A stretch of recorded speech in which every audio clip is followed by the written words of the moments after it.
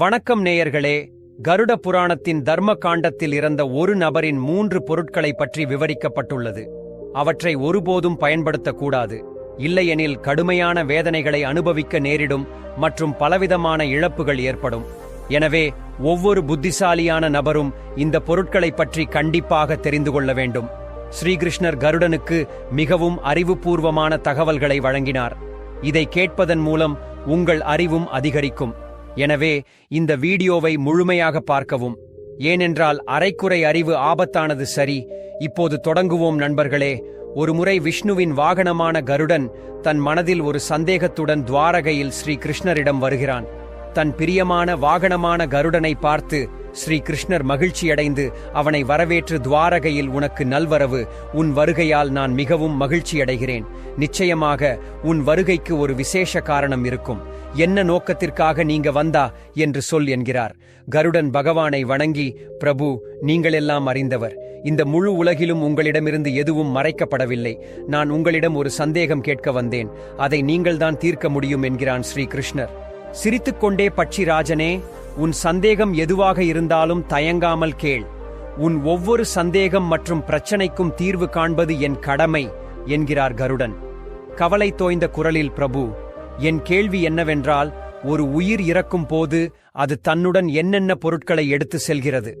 மேலும் இறந்த அந்த நபருடன் தொடர்புடைய எந்தெந்த பொருட்களை மற்றவர்கள் பயன்படுத்தக்கூடாது என்று கேட்கிறான் ஸ்ரீ கிருஷ்ணர் ஆழ்ந்த சிந்தனையுடன்.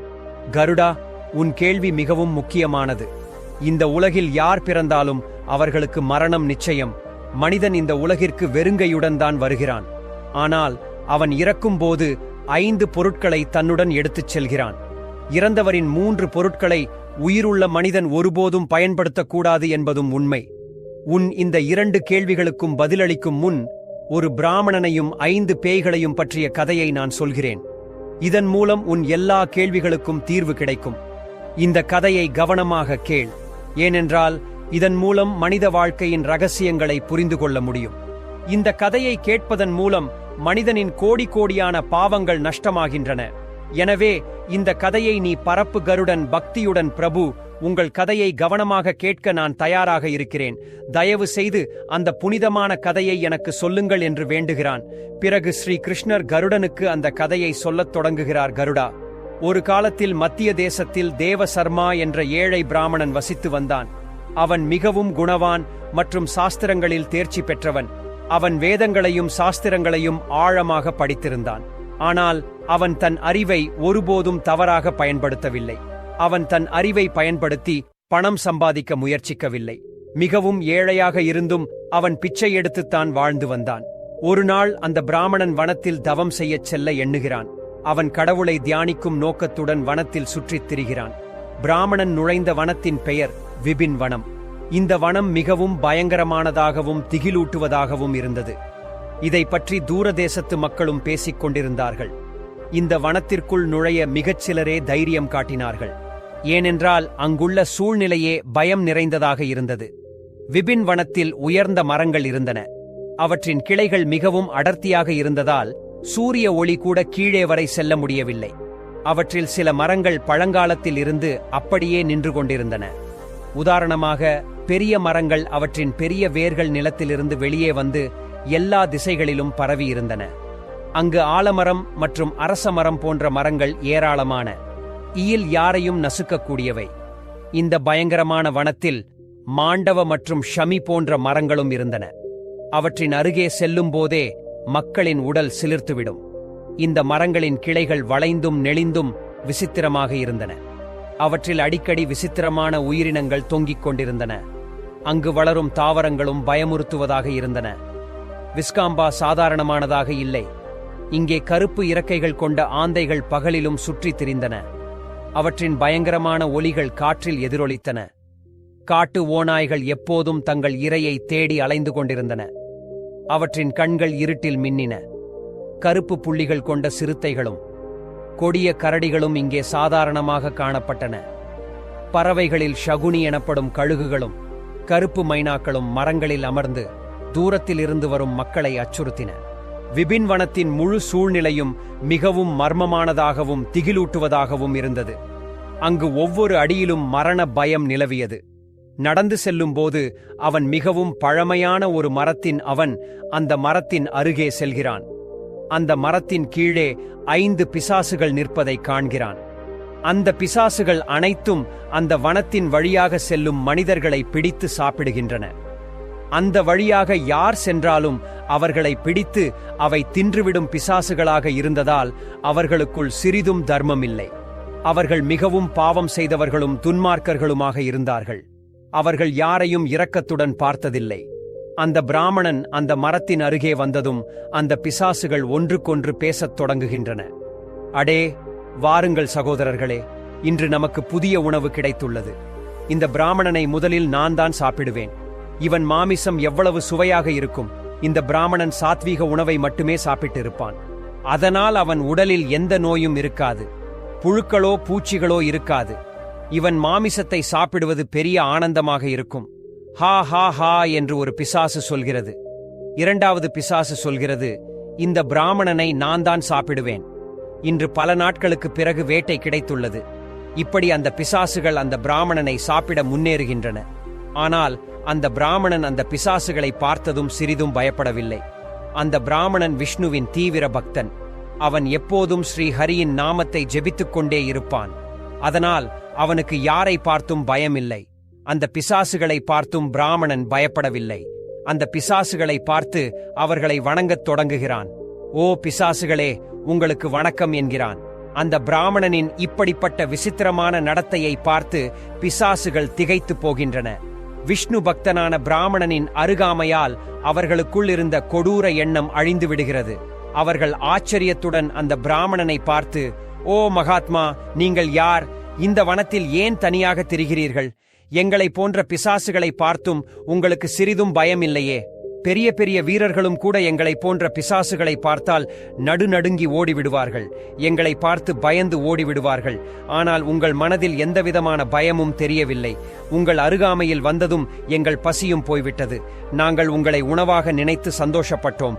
உங்களை சாப்பிட இருந்தோம் என்கிறார்கள். அதற்கு அந்த பிராமணன் சொல்கிறான், ஓ பிசாசுகளே, எனக்கு உங்களை பார்த்து சிறிதும் பயமில்லை. ஏனென்றால் கடவுள் எப்போதும் என்னுடன் இருக்கிறார் என்று எனக்கு தெரியும். அவருடைய விருப்பமில்லாமல் ஒரு மரத்தின் இலையும் கூட அசையாது. என் மரணம் உங்கள் கையால் தான் நிகழ வேண்டும் என்றால் எனக்கு இதுவும் சம்மதம். இறைவன் என் தலைவிதியில் என்ன எழுதியிருந்தாலும் அதை நான் ஏற்றுக்கொள்கிறேன். என்ன சாப்பிடுவதால் உங்களுக்கு திருப்தி ஏற்படுமானால் அதை என் பாக்கியமாக கருதுவேன். இந்த உலகில் உள்ள ஒவ்வொரு உயிரினத்திற்கும் சுகம் அளிப்பதும் அவர்களை திருப்திப்படுத்துவதும் ஒவ்வொரு மனிதனின் கடமை. பிசாசுகளும் இறைவனால் படைக்கப்பட்டவர்கள்தானே. எனவே நான் உங்களை எப்படி நிந்திக்க முடியும்? பிராமணனின் இப்படிப்பட்ட வார்த்தைகளை கேட்டு அந்த பிசாசுகள் அனைத்தும் ஆச்சரியமடைகின்றன. அந்த பிராமணனை பார்த்து, ஓ பிராமணரே, உங்கள் வார்த்தைகள் மிகவும் அழகாக இருக்கின்றன. அவற்றை கேட்டவுடனேயே எங்கள் பசி தணிந்துவிட்டது. நாங்கள் உங்களை சாப்பிட மாட்டோம்.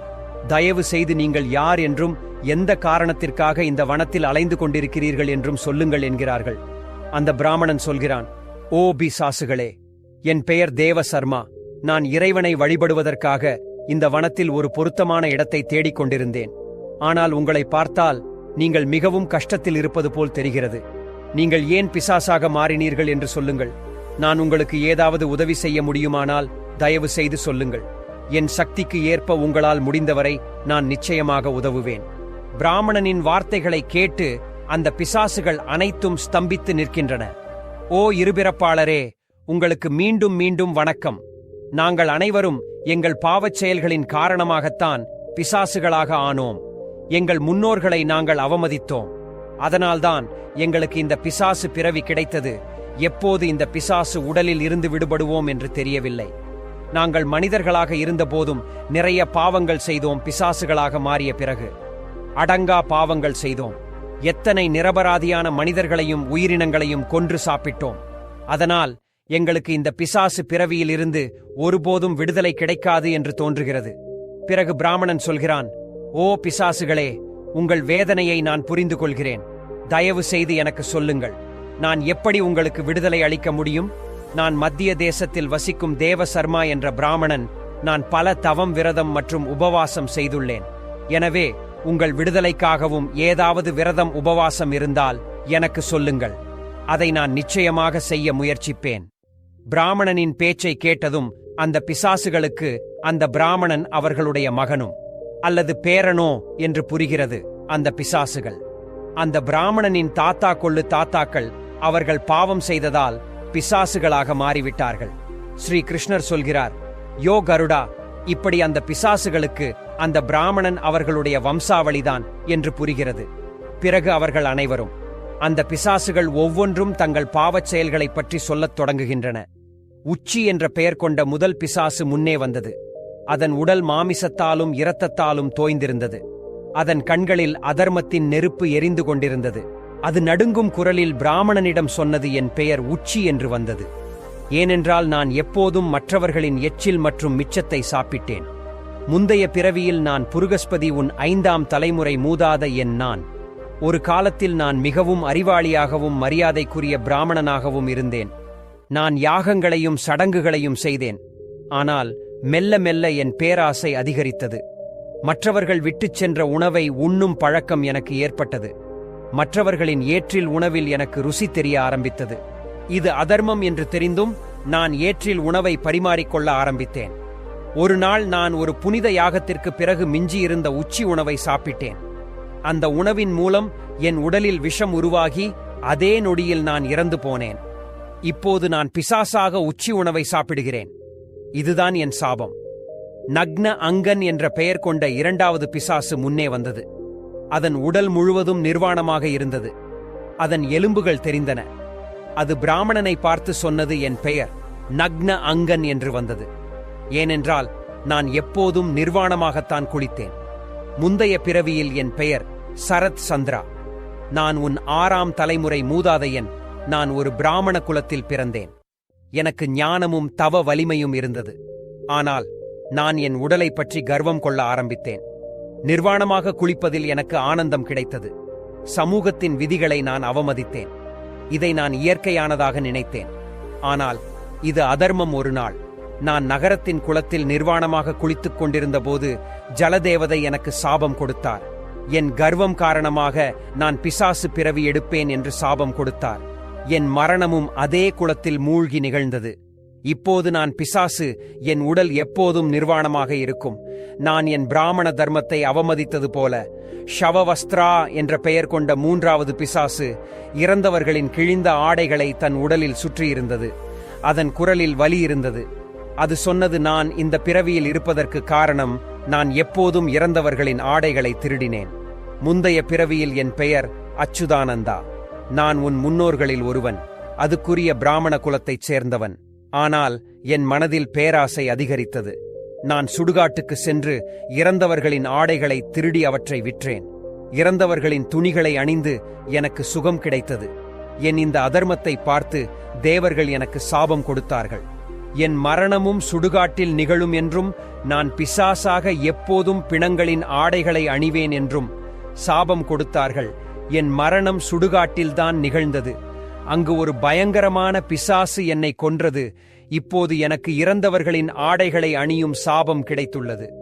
அஷா உசை என்ற பெயர் கொண்ட 4வது பிசாசின் இருப்பு மிகவும் அசுத்தமாகவும் துர்நாற்றம் வீசுவதாகவும் இருந்ததால் பிராமணனுக்கு சுவாசிப்பது கடினமாக இருந்தது. அஷா உசன் சொன்னான், என் பெயர் அஷா உசன் என்று வந்தது. ஏனென்றால் நான் எப்போதும் அசுத்தமான மற்றும் அழுக்கான விஷயங்களில் என்னை ஈடுபடுத்திக் கொண்டேன். முந்தைய பிறவியில் நான் தர்மராஜன், உன் மூதாதையன் நான். என் வாழ்க்கையில் சுத்தத்திற்கு இடமே இல்லை. பிராமணனாக இருந்தும் நான் அசுத்தமான வாழ்க்கையை வாழ்ந்தேன். என் உடலையும் மனதையும் சுத்தமாக வைத்துக்கொள்ள நான் ஒருபோதும் கவனம் செலுத்தவில்லை. அழுக்கான ஆடைகளை அணிந்தேன். அசுத்தமான இடங்களில் வசித்தேன். நான் குளிப்பதில்லை. இதெல்லாம் தெரிந்தும் நான் தர்மத்தின் விதிகளை பின்பற்றவில்லை. என் இந்த பாவத்தின் காரணமாக தேவர்கள் எனக்கு சாபம் கொடுத்தார்கள். நான் அசுத்தத்தில் மூழ்கி இந்த பிசாசு பிறவியில் அலைவேன் என்று சாபம் கொடுத்தார்கள். என் மரணம் ஒரு அழுக்கான குளத்தில் மூழ்கி நிகழ்ந்தது. இப்போது நான் இந்த பிசாசு பிறவியில் இருக்கிறேன். நான் எப்போதும் அசுத்தத்தால் சூழப்பட்டிருக்கிறேன். கடைசியாக 5வது பிசாசு கிரவ்யதன். அவன் முகம் இரத்தத்தால் தோய்ந்திருந்தது. அவன் கைகளில் மாமிசத் துண்டுகள் இருந்தன. அவன் பயங்கரமான சிரிப்புடன் பிராமணனிடம் சொன்னான், நான் கிரவ்யதன். ஏனென்றால் நான் மாமிசம் மற்றும் இரத்தத்தின் மீது ஆசை கொண்டவன். முந்தைய பிறவியில் என் பெயர் சோமதேவன். நான் உன் மூதாதையன். நான் பிராமணனாக இருந்தும் வன்முறை மற்றும் கொடூரமான வாழ்க்கையை வாழ்ந்தேன். எனக்கு மாமிசம் சாப்பிடுவதிலும் கொலை செய்வதிலும் ஆனந்தம் கிடைத்தது. நான் பல நிரபராதியான உயிரினங்களின் இரத்தத்தை சிந்தினேன். அவற்றின் மாமிசத்தை சாப்பிட்டேன். என் குடும்பம் மற்றும் சமூகத்தின் மரியாதைகளை நான் மீறினேன்.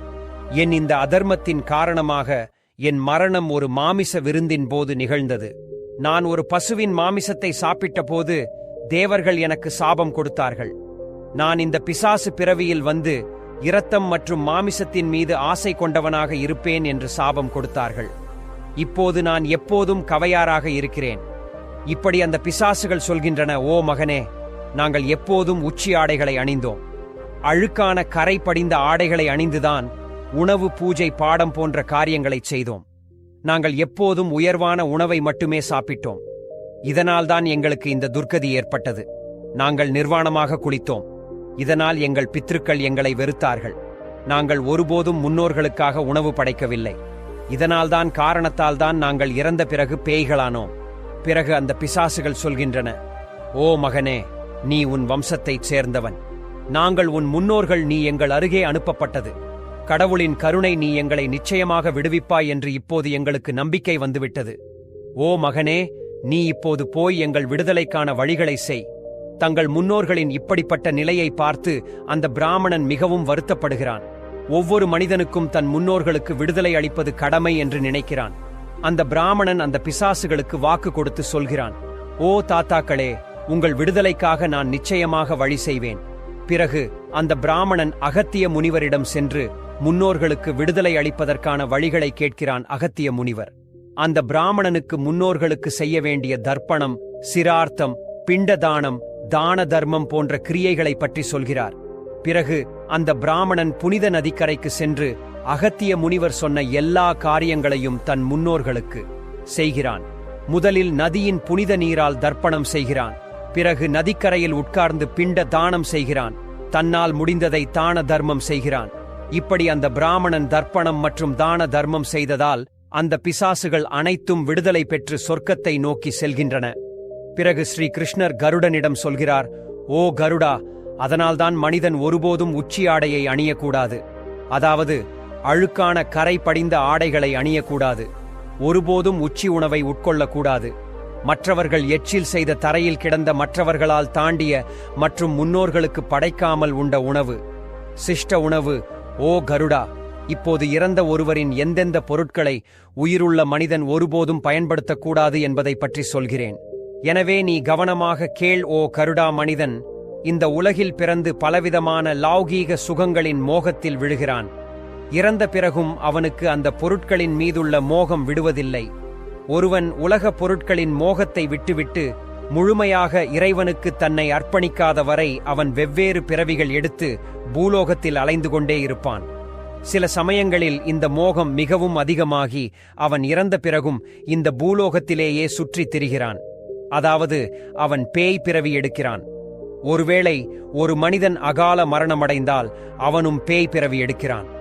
பேயாக மாறி தன் குடும்பத்தினருக்கு துக்கம் கொடுக்கத் தொடங்குகிறான். பல சமயங்களில் மனிதர்கள் தங்கள் இறந்த உறவினர்களின் பொருட்களை அவர்களின் நினைவாக தங்களிடம் வைத்துக் கொள்கிறார்கள், அல்லது அவர்களின் பொருட்களை பயன்படுத்தவும் ஆரம்பிக்கிறார்கள். ஆனால் மனிதன் இறந்தவரின் சில பொருட்களை ஒருபோதும் பயன்படுத்தக்கூடாது. ஏனென்றால் அந்த பொருட்களுடன் இறந்தவரின் சக்தி இணைந்திருக்கிறது. அந்த இறந்தவருக்கு அந்த பொருட்களின் மீது அதிக மோகம் இருப்பதால் அவர் இறந்த பிறகும் அந்த பொருட்களுடன் பிணைந்திருக்கிறார். யாராவது அந்த பொருட்களை பயன்படுத்தினால் அவர்கள் பல தொல்லைகளை சந்திக்க நேரிடும். அந்த இறந்த ஆத்மா அவர்களை பல வழிகளில் துன்புறுத்தத் தொடங்குகிறது. எனவே எந்த மனிதனும் இறந்தவரின் பொருட்களை ஒருபோதும் பயன்படுத்தக்கூடாது. மனிதன் விரும்பினால் அந்த பொருட்களை பத்திரமாக தன் வீட்டில் வைத்துக் கொள்ளலாம், அல்லது அந்த பொருட்களை ஆற்று நீரில் விடலாம். ஆனால் தவறியும் அவர்களின் பொருட்களை பயன்படுத்தக்கூடாது. அந்த இறந்த ஆத்மாவின் சாந்திக்காக அந்த நபருக்கு பிடித்த பொருட்களை தானம் செய்தால் அது மிகவும் நல்லது. முதல் பொருள் இறந்தவரின் துணிகள். இறந்தவரின் துணிகளை ஒருபோதும் பயன்படுத்தக்கூடாது. தவறியும் அவற்றை அணியக்கூடாது. அப்படிச் செய்தால் இறந்தவரின் ஆத்மா அந்த துணிகளை பயன்படுத்துபவருடன் இணைந்துவிடும். இறந்தவரின் நினைவுகள் அந்த துணிகளை பயன்படுத்துபவரை துன்புறுத்தத் தொடங்குகின்றன. இதனால் அந்த நபர் மனதளவிலும் உடல் அளவிலும் பலவீனமடைகிறார். அந்த நபருக்கு தன் இறந்த உறவினரின் சக்தியும் உணரத் தொடங்குகிறது. எனவே இறந்தவரின் துணிகளை ஒருபோதும் அணியக்கூடாது. இறந்தவரின் துணிகளை எப்போதும் தானம் செய்துவிட வேண்டும். இதனால் அவரின் ஆத்மாவுக்கு சாந்தி கிடைக்கிறது. இரண்டாவது விஷயம், இறந்தவரின் நகைகள். இறந்தவரின் நகைகளும் அவரின் துணிகளைப் போலவே அவரின் சக்தியின் ஆதாரமாக இருக்கின்றன. இறந்தவருக்கு தன் நகைகளின் மீது துணிகளை விட பல மடங்கு அதிக பற்று இருக்கும். ஏனென்றால் ஒவ்வொருவரும் தன்னை அழகாக காட்டிக்கொள்வதற்காக நகைகளை அணிகிறார்கள். ஆனால் ஒரு நபர் இறந்த பிறகு அவரின் நகைகளை வேறு யாராவது அணிந்தால் இறந்தவரின் ஆத்மா அசௌகரியமாக உணர்கிறது. அந்த ஆத்மா அந்த நபரை தொந்தரவு செய்யத் தொடங்குகிறது. ஆத்மா மோட்சத்தின் வழியை போகாமல் இந்த பூலோகத்திலேயே தன் உறவினர்கள் துன்புறுத்தத் தொடங்குகிறது. எனவே இறந்தவரின் நகைகளை ஒருபோதும் பயன்படுத்தக்கூடாது. ஒரு மனிதன் இறந்த பிறகு அவனுடைய நகைகளில் ருத்ராட்ச மாலை மட்டுமே அவனுடைய வாழ்நாள் புண்ணியத்தின் திறவுகோலாக இருக்கிறது. இறந்த பிறகு ஒருவரின் மாலையை உயிருள்ள மனிதன் ஒருபோதும் அணியக்கூடாது. அவனுடைய மாலையை புனித நதி நீரில் விட்டுவிட வேண்டும். புனித நதி அந்த இறந்தவரின் எல்லா புண்ணியத்தையும் அடித்துச் சென்று சொர்க்கத்தில் சேர்க்கும் ஸ்ரீ கிருஷ்ணர் சொல்கிறார், ஓ கருடா, இறந்த பிறகு மனிதன் தன் பாவங்களையும் புண்ணியங்களையும் மட்டுமே தன்னுடன் எடுத்துச் செல்கிறான். எல்லா லௌகீக பொருட்களையும் இங்கேயே விட்டுவிடுகிறான். எனவே அவன் ஒருபோதும் அந்த பொருட்களின் மீது அதிக மோகம் கொள்ளக்கூடாது. ஸ்ரீ கிருஷ்ணர் சொல்கிறார், ஓ கருடா, இறந்த பிறகு ஆத்மாவுடன் சில விஷயங்கள் அடுத்த பிறவியிலும் செல்கின்றன. இந்த விஷயங்கள் ஆத்மாவின் கர்மா மற்றும் விருப்பங்களுடன் தொடர்புடையவை. இப்போது நான் அந்த 5 விஷயங்களைப் பற்றி விரிவாக சொல்வேன். ஸ்ரீ கிருஷ்ணர் கூறுகிறார், விருப்பம் என்பது ஆத்மாவுடன் இறந்த பிறகும் இருக்கும் முதல் விஷயம். மனிதனின் விருப்பங்கள் அவனை புதிய உடலை எடுக்க தூண்டுகின்றன. விருப்பம் என்பது ஆத்மாவை தொடர்ந்து புதிய உடலை தேட வைக்கும் ஒரு சக்தி. ஒரு நபர் இறக்கும்போது அவனுடைய ஆசைகள் அவனுடன் செல்கின்றன. இந்த ஆசைகள் அவனுடைய புதிய பிறவியில் மீண்டும் செயல்படுகின்றன. விருப்பம் ஒரு வகையான நிலையற்ற சக்தியாக கருதப்படுகிறது. இது ஆத்மாவை உலக வாழ்க்கையின் சுழற்சியில் பிணைத்து வைக்கிறது. ஒரு மனிதன் தன் எல்லா விருப்பங்களையும் துறந்தால் அவனுக்கு மோட்சம் கிடைக்கும். அதனால்தான் இறக்கும் நேரத்தில் தன் விருப்பங்களை துறப்பது மிகவும் முக்கியம் என்று சொல்லப்படுகிறது. யார் இறக்கும் நேரத்தில் தன் ஆசைகளை தன்னுடன் எடுத்துச் செல்கிறார்களோ அவர்கள் மீண்டும் பிறக்க வேண்டியிருக்கும். ஏனென்றால் அவர்களின் விருப்பங்கள் அவர்களை அடுத்த வாழ்க்கைக்கு தூண்டுகின்றன. ஸ்ரீ கிருஷ்ணர் கூறுகிறார், வாஞ்சை என்பது விருப்பத்தின் மேம்பட்ட வடிவம். வாஞ்சை என்பது மனிதனை புலன்களின் சுகம் மற்றும் போகம் நோக்கி ஈர்க்கிறது. இது ஒரு முடிவில்லாத ஆசை இருக்கும் நேரத்திலும் பெரும்பாலானவர்கள் வாஞ்சையில் இருந்து விடுபட முடிவதில்லை.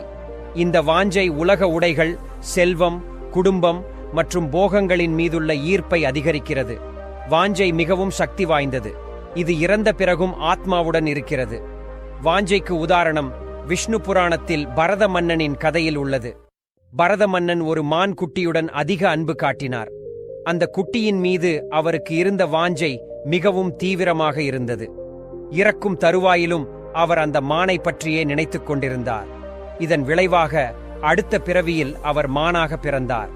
வாஞ்சை ஆத்மாவை பந்தனங்களில் பிணைத்து வைக்கிறது என்பதை இது காட்டுகிறது. மன அமைதியும் ஞானமும் மட்டுமே வாஞ்சையிலிருந்து விடுதலை பெற உதவும். ஸ்ரீ கிருஷ்ணர் மேலும் கூறுகிறார், கர்மா மனிதனின் மிக முக்கியமான சொத்து.